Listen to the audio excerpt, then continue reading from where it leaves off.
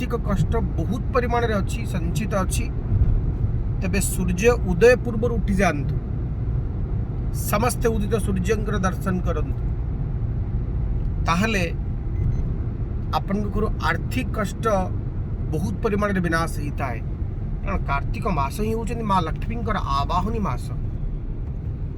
पूर्णिमा ठू लक्ष्मी आवाहन हुए, माँ लक्ष्मी गजलक्ष्मी पूजा हुए पूरा कार्तिक आम हविष्यान्न भोजन करे। तेणुक माँ लक्ष्मी पादस्पर्शर मास हूँ कार्तिक। माँ लक्ष्मी को आवाहन करने जो जो कथा आवश्यक ताहा आम करवा दरकार।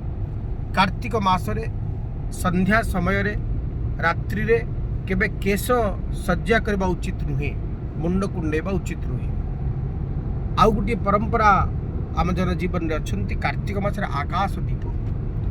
आमे जदि आम घर उत्तर पूर्व कणरे गोटे आकाश दीपर परिकल्पना करुचे बा पोती दौचे तेबे ताहा मध्य आम पाई अनेक बेसी सौभाग्य आनी थाए, अनेक बेसी सौभाग्य प्रदान करी थाए। दीपं करोति कल्याण, दीप को कहा जाए दीपं ज्योति परम ब्रह्म। दीप होचंदी ज्योतिर प्रतीक, परम ब्रह्मंकर प्रतीक। वेदरे कहा गला अग्निर्वर्चो ज्योतिर्वर्चो स्वाहा, सूर्योर्वर्चो ज्योतिर्वर्चः स्वाहा।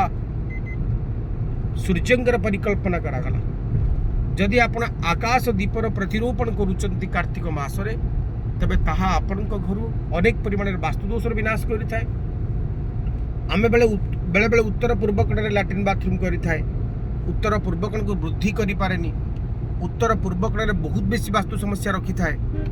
किंतु आमे आकाश दीपटीए कार्तिक मासरे पुण्य कार्तिक रे सेई दिगरे आमे प्रतिरोपण करुचे तबे ताहा आम घरे अनेक परिमाण रे वास्तुदोष को नष्ट करे। आ गोटे सुंदर उपाय आपण मान को कहबी।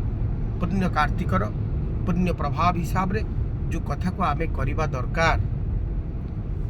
कार्तिक मासर प्रतिदिन आपण भगवान शंकर को बिल्व पत्र जहाँ पर राम लिखिक अर्पण करेंगे एवं बजरंग बाली हनुमान को तुलसी जो थे राम लिखि आप अर्पण करेंगे। उभयंकर प्रिय हूँ राम। आपण जेकोसी कामना करी पूरा कार्तिक ये दुई ईश्वर को आराधना करंतु ना, देखिए आपण समस्त इच्छा पूर्ण हम। ईश्वर आशीर्वाद करंतु, विदा दियंतु। पुणी देखा आपण मान सहित आउ एक दमदार वीडियो रे।